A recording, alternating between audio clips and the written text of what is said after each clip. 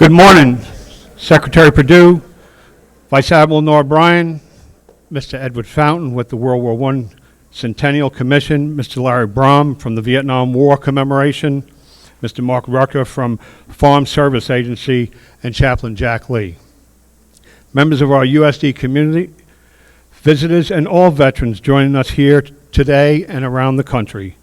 We are honored to have so many dynamic leaders and speakers joining us here today, and it is my great pleasure to welcome you to the 2018 USDA Veterans Day observance. My name is Bill Ashton. I'm a very proud 23-year Navy veteran, serving in the ranks of USDA family as the Military Veterans Agriculture Liaison through USDA's Office of Partnership and Public Engagement. If I may borrow a quote from Secretary of Defense Mattis, we gather here today with a shared sense of gratitude. Because throughout our history, there is a unique group of citizens who have selfishly stepped forward to protect the rest of the nation, bravely ensuring our safety, security, and well-being. And it is that small group, 7% of Americans, who have served in the United States Armed Forces. We celebrate and thank them on this day. And now please stand for the presentation of the colors by the United States Military District, Washington, United States Army Color Guard, and remain standing for the national anthem, the Pledge of Allegiance, and the invocation by retired Navy Chaplain Jack Lea.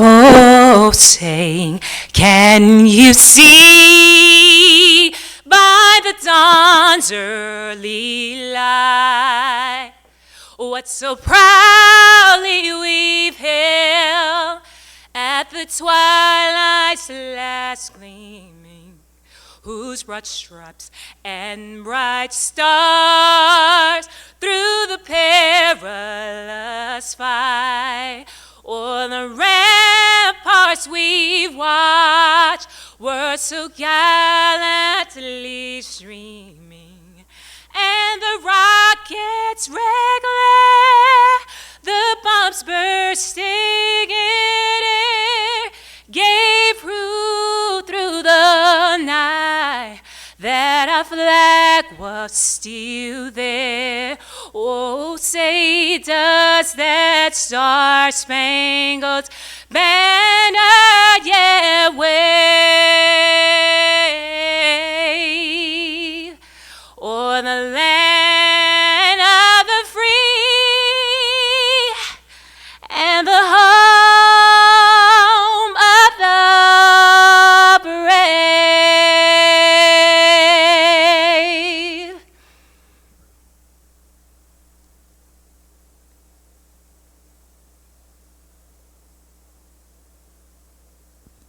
I pledge allegiance to the flag of the United States of America and to the republic for which it stands, one nation, under God, indivisible, with liberty and justice for all.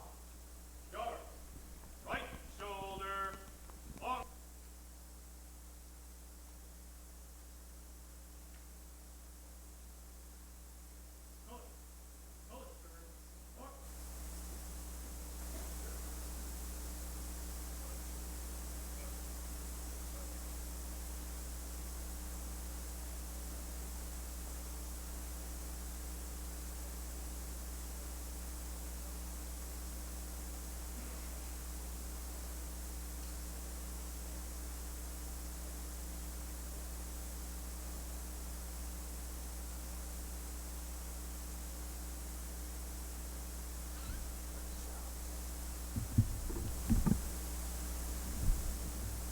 This prayer that I'm about to lead us in is offered in honor and in memory of the names you see displayed before you, and to remember Father Davitt, who was the last American officer killed in World War I at 9:45 while taking a flag to present to his commanding officer. Father Davitt received a Croix de Guerre from the Republic of France and the Distinguished Service Cross from the United States of America. It's also offered today in honor and memory of my grandfather, Charles G. Bristow, Sergeant, U.S. Army, serving in Belgium and France with Blackjack Pershing. Let us pray.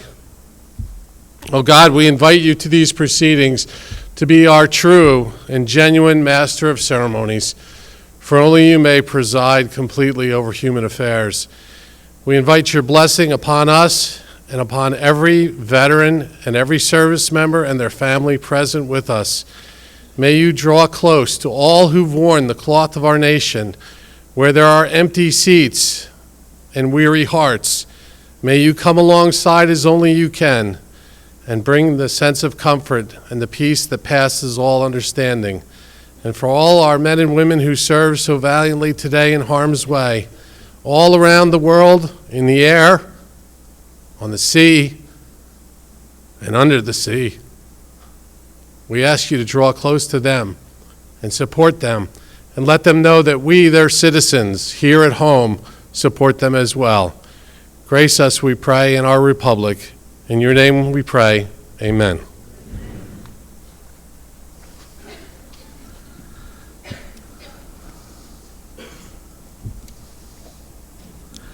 Please be seated. Thank you, Chaplain Lee, Ms. Starr, for the Pledge of Allegiance and that stirring rendition of the national anthem.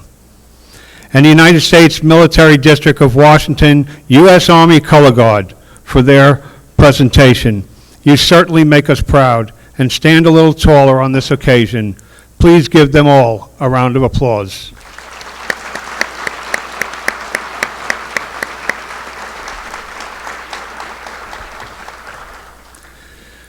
Ladies and gentlemen, our next guest has a distinguished military career that accumulated as the 52nd Chief of Naval Personnel.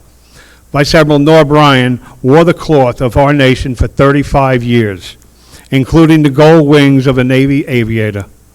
As a pilot, he patrolled the skies in various command assignments, including squadron, wing, and fleet levels, and went to direct the Navy's Office of Legislative Affairs among his many accomplishments.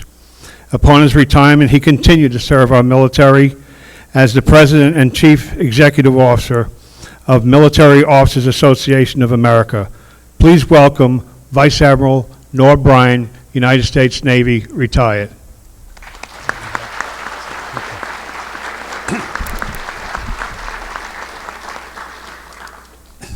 Bill, thank you for that warm introduction. Good morning to the entire USDA family. It's a real privilege to be with you this morning.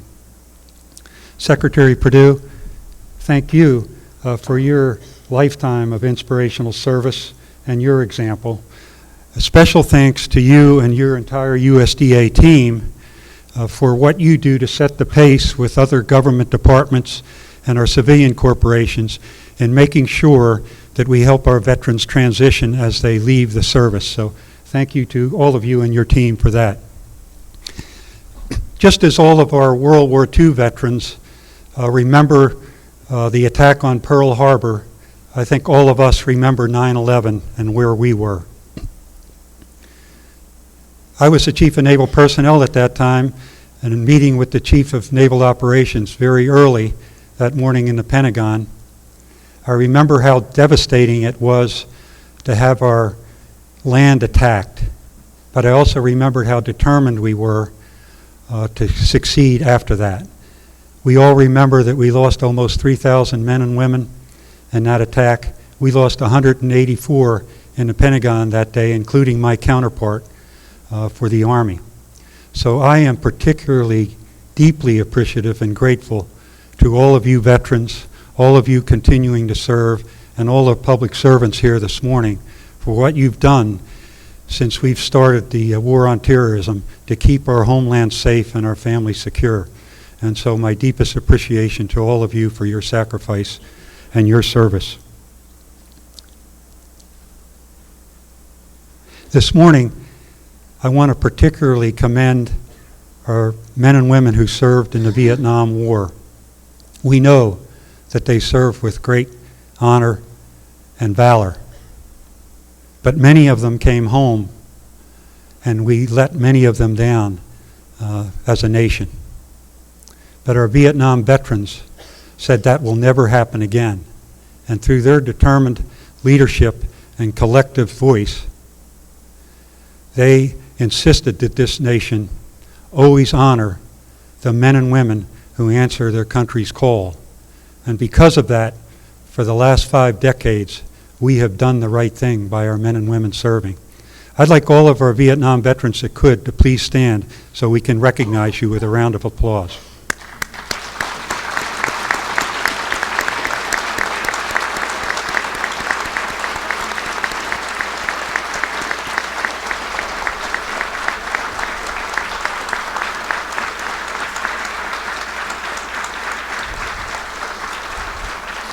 Thank you very much.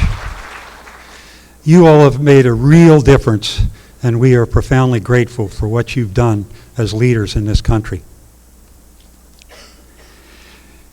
Ladies and gentlemen, I know that we're going to honor the patriots and veterans that gave their all under the USDA in World War I, but we've also had millions of other veterans since then that have followed them. And we know one thing about veterans. They inspire our fellow citizens because of their selfless example of service to nation above service to self. Today, I would just like to tell you about one of the hundreds of veterans that I have met that answered the call of duty after 9/11. His name is Second Lieutenant Nathan Remp, U.S. Army. He's now a First Lieutenant, U.S. Army retired. Nathan was a member of my association just before he left for Eastern Afghanistan in a deployment as an Army Ranger. He was over there for a couple of months, leading his platoon in combat patrols, and one morning in the summer, he was leading his patrol on a combat mission, and he struck an IED. He and several of his troopers were grievously wounded. Nathan lost both of his legs. Luckily, he was stabilized and medevaced to Landstuhl, Germany, where you have a wonderful facility there, and then he was further evacuated and medevaced to Walter Reed National Medical Center here in Bethesda, Maryland. We had been following him in our association, and we let Nathan know through his family that when he was well enough, we would like to come up and visit with him. After Nathan had undergone several operations and a lot of rehabilitation, he sent the word that he'd like us to come up and meet with him. So I brought one of my association staff members with me who had lost a leg as an Army trooper in Afghanistan. And so we went up and we waited in the reception room for Nathan to come into the room. And you know how when somebody comes into the room, they just have that it factor, that presence? That is Second Lieutenant Nathan Remp. Just a couple weeks after he got his new prosthetic legs, walking into the room, holding his mother's hand. I'll never forget that picture. We had a chance then to sit down and talk. And I couldn't believe how optimistic and positive thinking Nathan was. He told us that just a few weeks after getting his artificial legs, that he had gone back to hometown of Raleigh, North Carolina, to support his sister in a 5K race, and he ended up walking it. And then he said he was able to go on a sponsored trip to the beach, and he was grateful to know that even with prosthetic legs, he could walk in the sand, and he learned how to boogie board. He told me that in a couple of weeks after that, he was going to go out and see what he could do on a snowboard. So you get the picture. Nathan was so tremendously positive. He was inspirational. He also told me, he said, you know, Admiral, I always wanted to be 6 feet tall, So I told the men that were making my prosthetists to make them 2 inches longer so I could be 6 feet tall. That's Nathan Rimp. Well, Nathan started talking to my staff member who had lost a leg, and I had the chance to talk to his wonderful mother. And I was just so overwhelmed. I said, what an inspiration. And she said, you don't know the half of it, Admiral. You can imagine for my husband and I to get the word that our son had been grievously wounded, and then waiting for him to come back in the medevac and driving up from North Carolina to Walter Reed. It was the longest drive of our life. But when we were ushered into the receiving room, and then soon afterward, all the evacuated came back from Afghanistan. And all of the family members were so grateful to see their loved ones. My husband and I were equally grateful to be able to talk to Nathan and hug him. And it was just so relieving. And Nathan was so positive. But she said, you know, after about 20 minutes, Nathan asked the attendant if he could be wheeled in his gurney over into a private room so he could have some private time with my husband and I. And so as soon as they wheeled us over there and closed the door, Nathan said, Mom and Dad, I know you're worried about me. I can see the look in your face. But just like I told you, I am so grateful to be alive, and I am positive that I'm going to have a special life from here on out. So please don't worry about me. And he said, Mom and Dad, I don't know if you know it, but even with this large group of troops that came back that are wounded, even though I'm just a second lieutenant, I'm the senior leader present. So I've got to set a positive example. And I need you all to set a positive example when you're around the troops and their family members. Ladies and gentlemen, here's a 23-year-old who lost his legs just a couple days before that, who reminds us all that leadership is not about words, is it? It's about personal example. His mother then said, please come down and see the room that has been built here for all the wounded troops and their caregivers. And so we walked down the hallway to a beautiful room. It made me proud to be a citizen of the U.S. There were 2 bedrooms, one for his mother, one for him, and a nice big sitting area. Maybe many of you have been up there with a kitchenette. And Nathan sat down because he was tired to rest. And his mother went into the bedroom, and she came out with a bracelet. And she said, you know, we wanted to make this bracelet in honor of Nathan, but he didn't want to let us do it. He said he didn't need it, he didn't deserve it. He was just doing his duty. But we kept pushing him, and he finally said, okay, I'll do it if you do 2 things for me. In addition to putting my name on there, by then he was promoted to first lieutenant, Nathan Rimp. He said, I'm a Ranger. I want the motto of the Rangers on there. I think many of you, the Rangers, know the motto is Rangers lead the way. So it has First Lieutenant Nathan Rimp, Rangers lead the way. And I said to his mom, well, what was the second thing? He said on the inside of it, he wanted the words in bold, freedom isn't free. Freedom isn't free.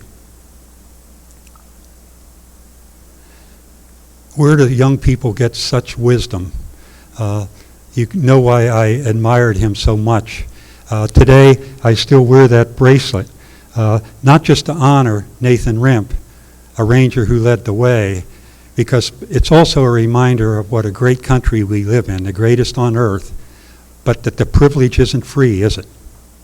And so I say to you all today, as long as we can produce sons and daughters like First Lieutenant Nathan Rimp, U.S. Army retired, and all the troops and veterans and currently serving that are out here today, as long as we can produce great men and women like that, as we said in the Pledge of Allegiance, we will be one nation, under God, indivisible, with liberty and justice for all. So thank you to the USDA family for having me here. God bless all of our veterans, our military that are currently serving and their families, and may God continue to bless the United States of America. Thank you.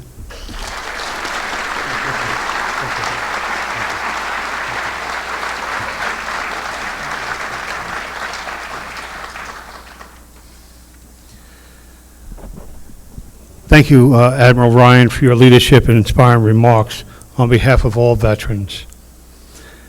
At this time, it is my pleasure to introduce our nation's 31st Secretary of Agriculture, and our department's ranking veteran, the Honorable Sonny Perdue.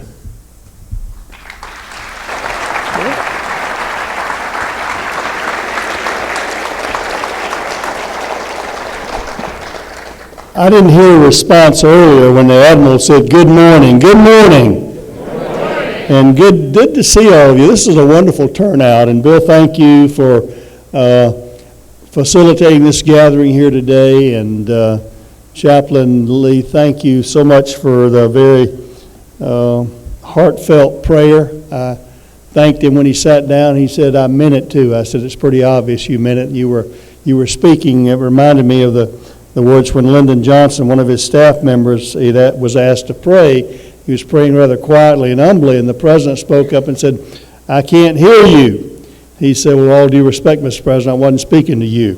So it was obvious that you knew who you were speaking to this morning, and very heartwarming story of your friend, Lieutenant Admiral Ryan. Thank you for being here and honoring us with that memory of what it really means about Veterans Day and the volunteer and the service of these men and women who come out and do their duties embody the American spirit of coming out and for the public good and then going back home and creating jobs and opportunities. So thank you for all of those of you who are special guests here today, for the platform committee and our honorees, and for those of you who are watching by web stream today. Tamika, good job. Thank you for that wonderful rendition of our national anthem as well.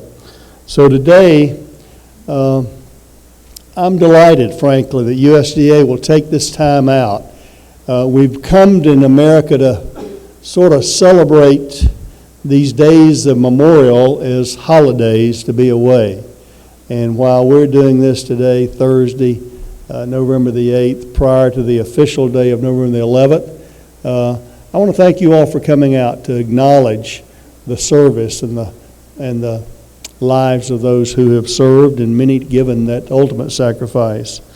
We honor the service and the dedication and the sacrifice of truly extraordinary men and women who defend, preserve, and protect this great nation, and have so for a while. I want you to know that I have heartfelt gratitude as a citizen, not as Secretary of Agriculture, but as a citizen of this great country. Heartfelt gratitude for every veteran in our office, in our audience today, and for those who are watching, for your dedication and proud service to our country and our nation. And we're proud that you've chosen to continue that service here at USDA. And Bill, I want to thank you for facilitating the transition from military life into a life of service in our department, but more so in the fields that we represent of agriculture, and helping these transitioning service members come back into a life of productivity. Today we're especially recognizing our Vietnam era veterans. This is a Department of Defense initiative, as you've heard, to recognize those who served in the Vietnam era. I started to stand with you guys earlier, although I was not deployed. I entered veterinary school in 1967, and many of my peers were entering the service and being deployed to Vietnam at that period of time. I signed up because of patriotism to want to serve. The deal was they would try to let me finish veterinary school if I could. When I signed on the paper, they were clearly explained to me, if we need you, you're ours, but we will do our best to let you finish school. They did, and I had my active duty obligation after that. In '71, the need for veterinarians in Vietnam and country was diminishing, so I served on the front lines there at Columbus, Ohio. So we appreciate what you all did, and we honor our Vietnam veterans who served there.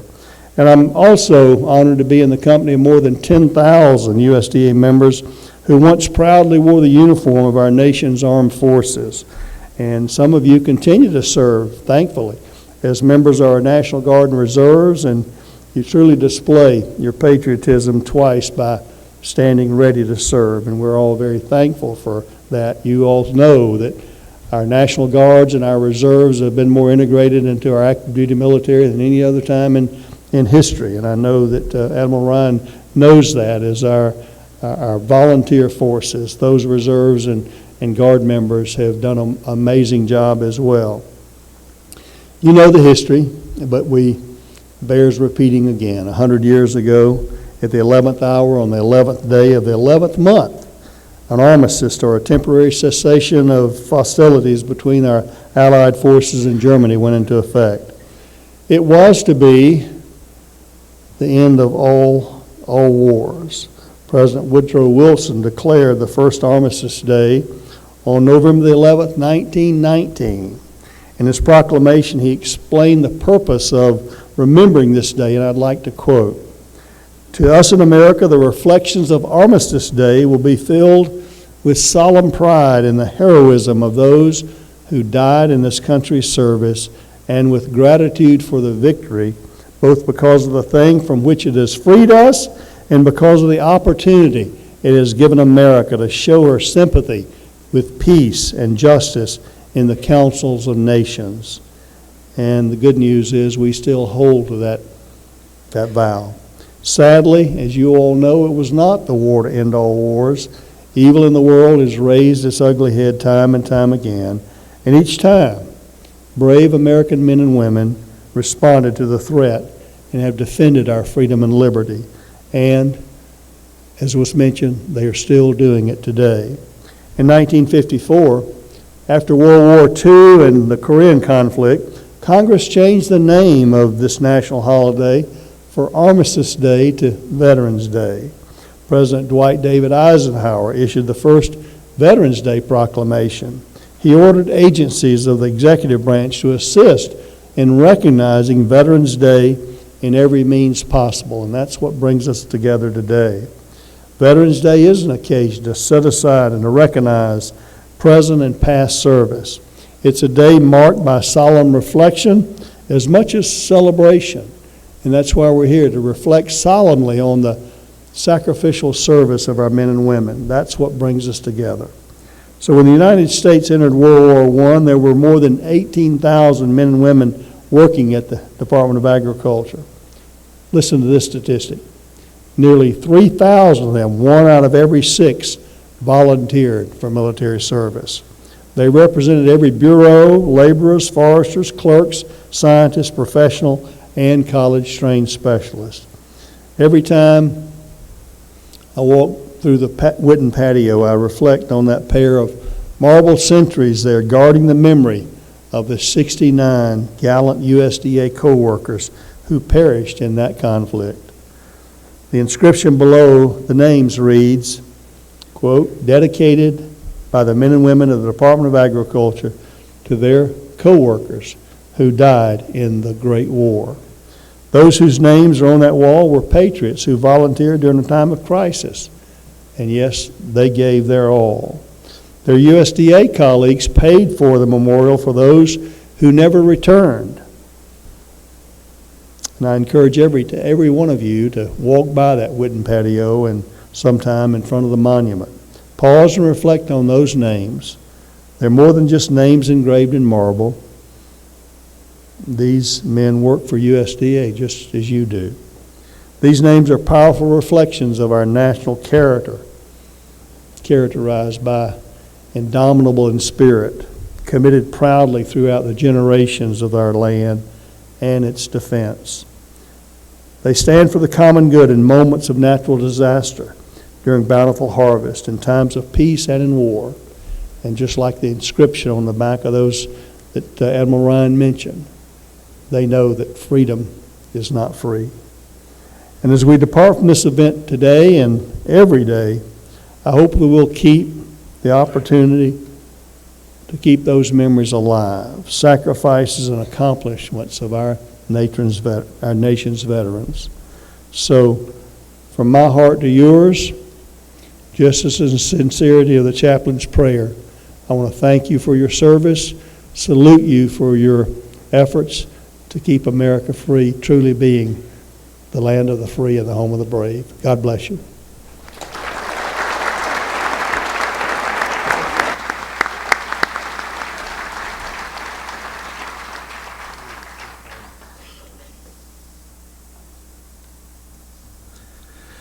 Thank you very much, Mr. Secretary.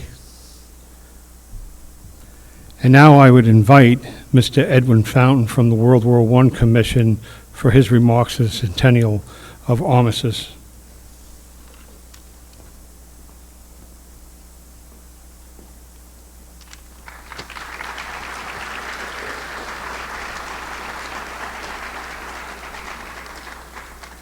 Thank you, Bill. Admiral Ryan, Mr. Brom, Gunnery Sergeant. Distinguished guests, ladies and gentlemen, it's my privilege to be here today to commemorate with you the centennial of the armistice that ended World War I, and to honor and remember those Department of Agriculture colleagues who went before you, who served and sacrificed in the Great War. This opportunity has particular meaning for me because among the 4.7 million Americans who went to war was a young lieutenant named Louis Bean. After the war, Louis Bean went to Harvard Business School, and then in 1923 came to work here at the department. He spent the next 30 years of his career here, rising through the ranks, ultimately becoming a close advisor and a close friend of Henry Wallace. He served as chief economist of the department, and he served on a number of wartime boards and commissions during the Second World War.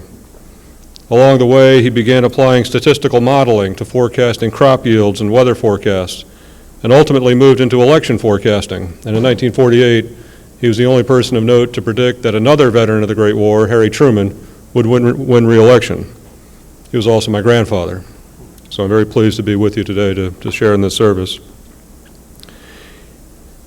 I'm wearing a tie full of poppies. The poppy, of course, is the universal symbol of remembrance of World War I and all wars since. And in reviewing the program for today's event, I was struck that the description of the poppy as a symbol here at the Department of Agriculture begins with a botanical lesson, all the way down to the Latin word for the species. And what that discussion reveals, what that connection, along with the memorial that you have in the Whitten building, what that reminds us is that World War I touched every part of American society and touched every community of our nation, whether it be geographic or professional or otherwise. Now, unlike the governments of our allies, whose Great War experiences were more enduring, more catastrophic, and more profound than the experience of the United States, which came into the war late, our government has not committed tens of millions of public dollars to commemorating the centennial. And on one level, that's unfortunate, because it bears remembering, it bears teaching our citizens that in about 6 months of serious fighting, 116,000 Americans gave their lives in World War I. That's more than Korea and Vietnam combined. In the decisive battles that ended the war, the American forces played a pivotal part. We stopped the Germans on the Marne River and blunted their final offensive that was meant to end the war before we could arrive in force. And then on the battlefield of the Meuse-Argonne offensive, the toughest terrain on the Western Front, Americans drew the hardest assignment, and in the largest battle in American history, struck the decisive blow that brought the armistice to a conclusion, to fruition. And that's recognized by no less than German General Ludendorff, who said that the American blow in the Argonne Forest ended the war for the Allies. But on another level, it's not a bad thing, because as I find, so much of what is best in this country is done from the ground up, from the efforts of individual citizens and communities. And in that spirit, the centennial commemoration of this country has comprised the efforts of public and private citizens and organizations at the local, state, and national levels all around the country, all focusing on their particular connection to the war. As a people, we have come to study the war through every lens imaginable, from military and diplomatic history to the arts, to issues of civil liberties, to the rights of women, immigrants, African Americans, and other minority groups, and even agriculture. The famous Victory Gardens of World War II had a precedent, and that was the Liberty Gardens of World War I. So our commission is commemorating the achievements and sacrifice of all Americans who served in the war through the construction of a new National World War I Memorial, several blocks up 14th Street, at Pershing Park in front of the Willard Hotel across the street from the White House grounds. But individual communities around the country have also commemorated the sacrifices of their homegrown soldiers.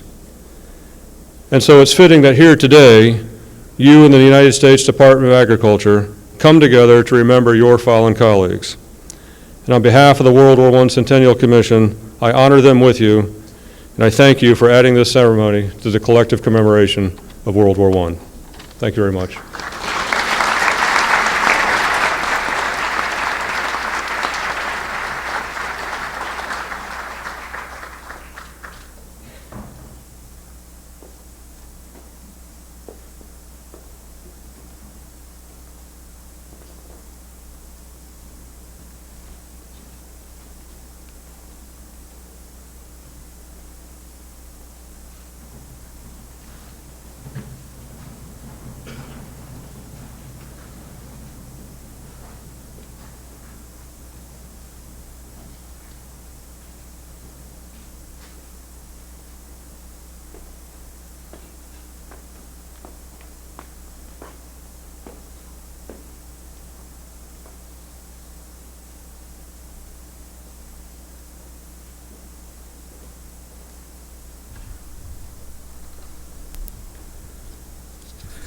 Thank you very much, Ed. I really appreciate that.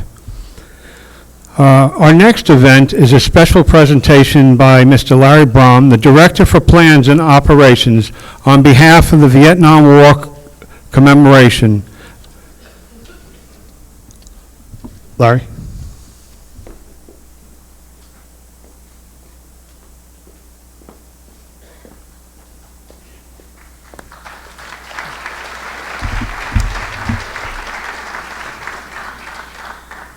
Thank you, Bill, for a very kind introduction. Appreciate it.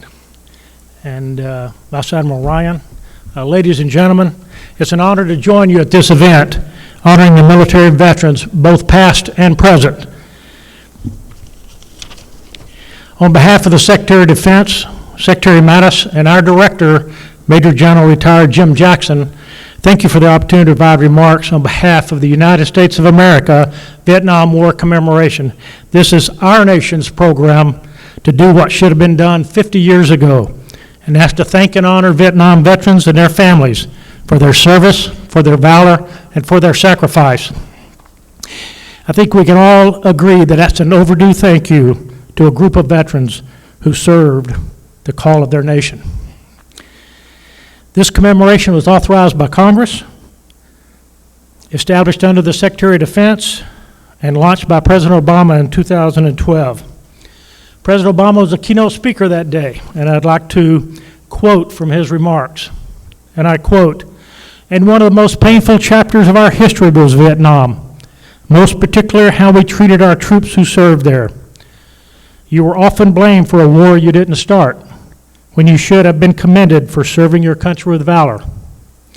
You were sometimes blamed for misdeeds of a few, when the honorable service of the many should have been praised. You came home and sometimes were denigrated when you should have been celebrated. It was a national shame, a disgrace that should have never happened, and that's why here today we resolve that will not happen again." End of quote. Our charter from Congress listed 5 objectives. But first and foremost, and the centerpiece, is to thank and honor our Vietnam veterans and their families. To remember and honor families who lost loved ones. Families whose loved ones are still missing and unaccounted for, and our former prisoners of war. At the onset of the commemoration, there were approximately 7 million living Vietnam veterans and 9 million families of all who served on active duty in the U.S. Armed Forces. So we faced a dilemma. How do you recognize that number of people, that great, vast number? We knew we could not do it by just hosting events here in Washington, D.C. at the Wall. It was also our desire to thank and honor our Vietnam veterans and their families where they live and where they work, surrounded by their families and surrounded by their friends. So in 2012, we developed a Commemorative Partner Program. Commemorative partners agree to host events honoring Vietnam veterans and their families, just as you are doing here today. Commemorative partners receive a commemoration flag, as well as certificate signed by the Secretary of Defense and the Chairman of the Joint Chiefs of Staff. Our commemorative partners are comprised of all states and territories, congressional members, federal agencies, military organizations and installations, local, state, and national organizations, businesses, corporations, and franchise. Today, we have over 11,300 commemorative partners across the world who have conducted over 14,500 events. We developed the Certificate of Honor program to recognize our former living POWs, families of those still missing in action, and whose loved ones have names on the memorial in Washington, D.C. And also the spouses whose loved ones served on active duty from 1 November 1955 through 15 May 1975, returned home and since has passed away. Lapel pins and certificates have been presented to over 400 former prisoners of war and over 40,000 family members. To capture our Vietnam veterans' experiences and maintain the legacy of honorable service, we instituted the Oral History Program and developed an exhibit in the Pentagon. We have conducted over 600 oral history interviews. Their legacy of service will remain, as these interviews will be provided to the Library of Congress in perpetuity. A museum-quality Vietnam War exhibit in the Pentagon was dedicated in 2016 and was awarded the 2017 John Wesley Powell Prize from the Society for History in the Federal Government. This is the first time a Pentagon exhibit has been recognized in this manner. The exhibit is part of the Pentagon tour and will be viewed by thousands of visitors to the Pentagon each year. We now have 2 presidential proclamations, one from President Obama, one from President Trump. That's unique. There's not been a commemoration that I know of that's had 2 sitting presidents with 2 presidential proclamations. I would like to quote from President Trump's proclamation that he signed on November the 10th, 2017. And I quote, "To ensure the sacrifices of the 9 million heroes who served during this difficult chapter of our country's history are remembered for generations to come, I signed into law the Vietnam War Veterans Recognition Act of 2017, designating March the 29th of each year as National Vietnam War Veterans Day. Throughout this commemoration of the 50th anniversary of the Vietnam War and every March the 29th thereafter, we vow we will honor all those who answered our nation's call to duty. We vow to never again confuse personal disapproval of war with prejudice against those who honorably wear the uniform of our armed forces. With conviction, our nation pledges our enduring respect, our continuing care, and our everlasting commitment to all Vietnam veterans," end of quote. And on March the 28th, that law was signed designating March 29th as National Vietnam Veterans Day. And on March the 29th, 2017 and 2018, the commemoration conducted events at the wall to recognize especially the 58,272 names on the wall and of the fallen and the families they represent. Commemorative partners conducted 600 events in 2017 and over 1,300 in 2018. We are finalizing our plans for 2019 as we speak. In closing, this commemoration strongly supports the commitment of this nation to achieve the fullest possible accounting for U.S. personnel missing and unaccounted for from the Vietnam War. The nation and the Department of Defense are working diligently to locate and return our remaining 1,592 service members home. I would like to provide a quote from a poem in a book written by Albert Nahas, a Vietnam veteran. And I quote, "We had no expectations but to serve where duty called us, and we asked for no reward except a nation's thanks," unquote. And that's what this commemoration is about. It's about a nation's thanks. Again, thank you very much for the opportunity to provide remarks today on the commemoration.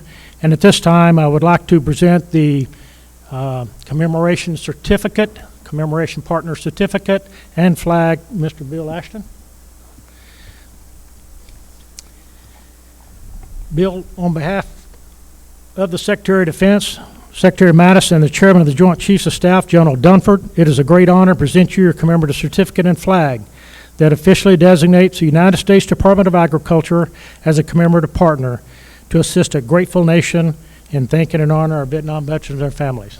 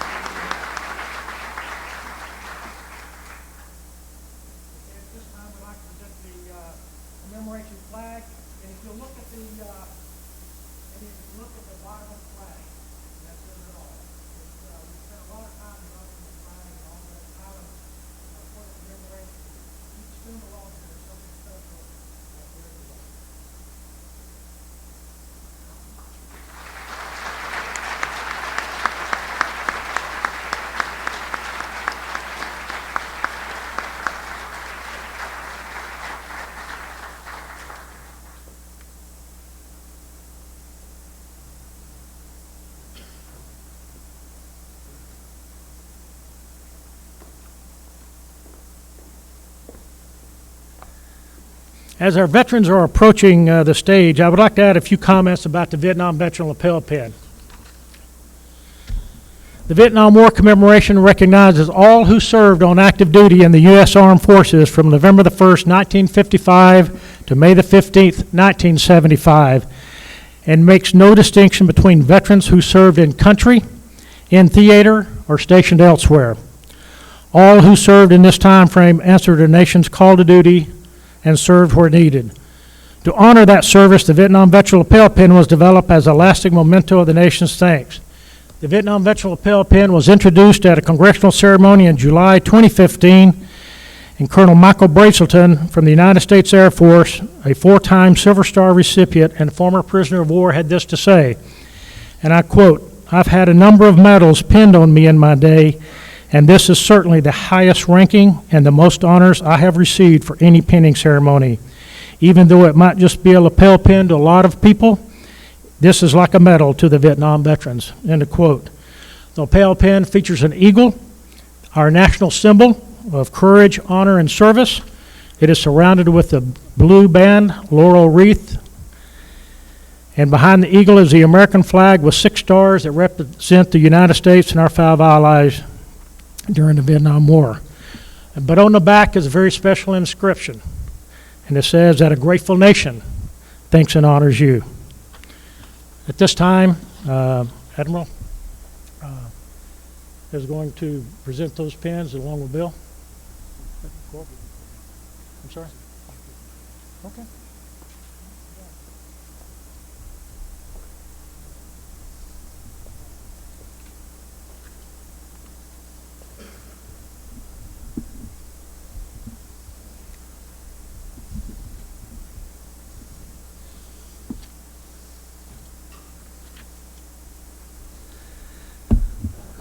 We have Mr. Martin Gold representing the United States Navy.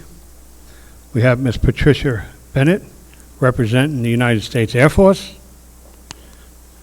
Ms. Debbie Allen representing the United States Army. And Mr. Mark Bernard, United States Marine Corps.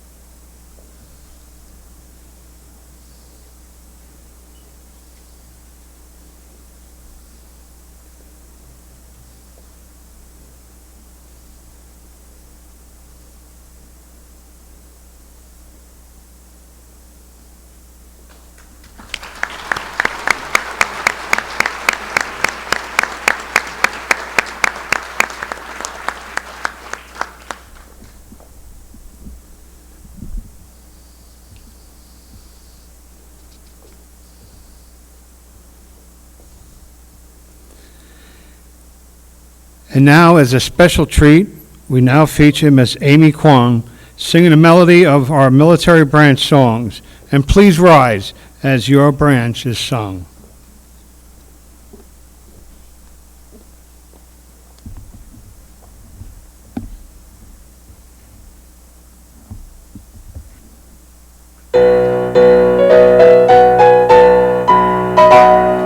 First to fight, to the fight, and to bear the nation's might, and the army is rolling along. All we have done, fighting till the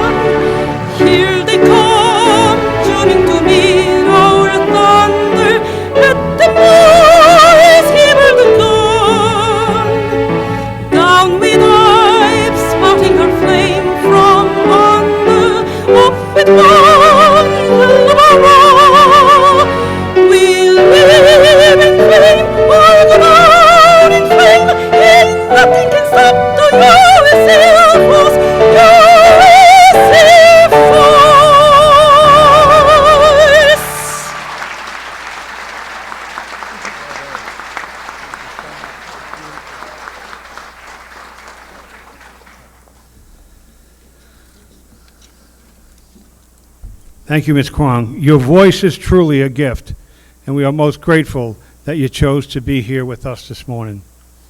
Thank you for your patriotism. Thank you for your patriotism in returning a second year to support to our USDA community of veterans.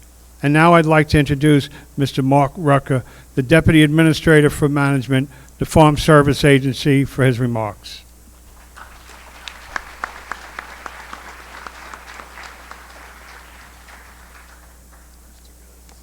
Save the Marine for last. Arr!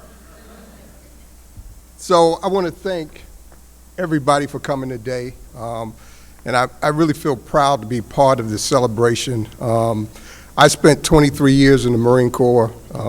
Don't start doing the math. I was a kid when I first went in. And I joined the Marine Corps because they had the best looking uniforms to me, right? But little did I know they had some guys fresh out of Vietnam down in Paris Island that were drill instructors that I was going to meet after high school.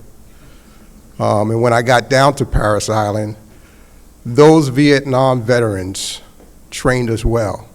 3 months of glorious training, where I became a fighting machine after 3 months. And so I thought, that's what they taught me, right? So those of you who know me know that I've got 1,000 stories about the Marine Corps. 23 years, 1,000 stories. So I'm not going to bore you with all my stories, but if you stop by my office, I surely can find one to tell you after 23 years. When I got out of the Marine Corps, I said, I want a job that pays me, and I want a job that's stress-free, right? So I was highly recruited by Caterpillar, and those of you know Caterpillar builds, large engines. So I was in Lafayette, Indiana, world's largest engine plant. Walked in as a supervisor, had my name Mark on my chest, and I hadn't been called Mark in 23 years. It was like a Marine would say, oh, what's your first name? And my first name was Master Gunny. Master Gunny Rucker, that was my name, not Mark. So I was able to be called Mark, and I had Mark on my chest, and it felt really good, So here comes 9/11, and I'm walking in the plant, and I'm looking up at the screens, and I see that the planes hit the towers in New York. And that really, really hit me hard, because I had spent 23 years, defending this country, and I used to play ball in a park as a kid and look across the water at Manhattan and see those towers. And just seeing those towers got hit really, really hit home to me. And I just thought, what am I doing? I'm a logistical engineer in Caterpillar. I need to be serving this country. So I decided to come and serve this country again. And the Department of Agriculture became my home. And the Department of Agriculture said, you can be part of our mission, which is very important to me. My family comes from farmers. My grandfather was a farmer. And even though I grew up in New York, I spent all of my summers in South Carolina on a farm.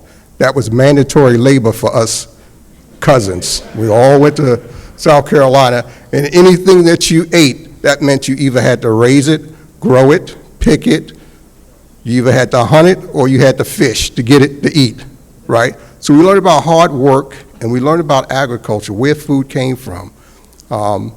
When I told my mom I was coming to work for the Department of Agriculture, and specifically for the Farm Service Agency, she actually said to me, son, you've come full circle.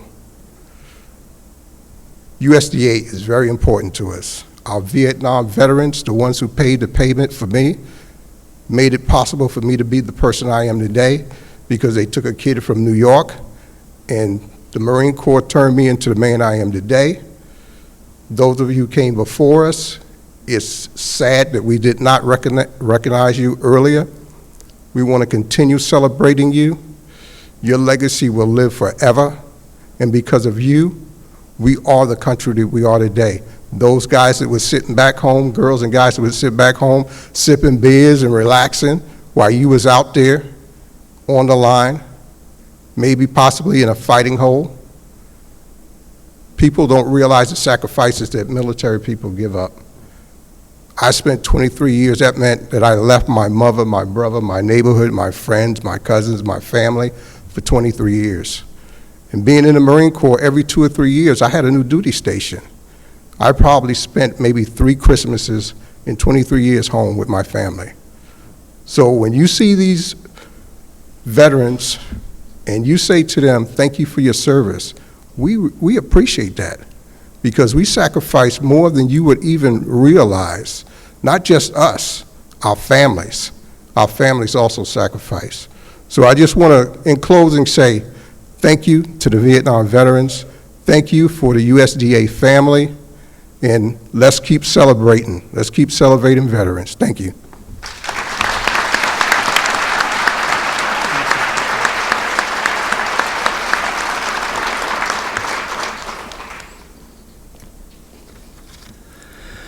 Well, ladies and gentlemen, this concludes the formal portion of the 2018 USDA Veterans Day celebration. And to all our veterans guests in the auditorium, well, we won't say that then. Okay, so you're all invited to light refreshments in the front lobby of the auditorium. And thank you all for coming. And thank you to our veterans watching our live stream, and have a great day. Thank you all.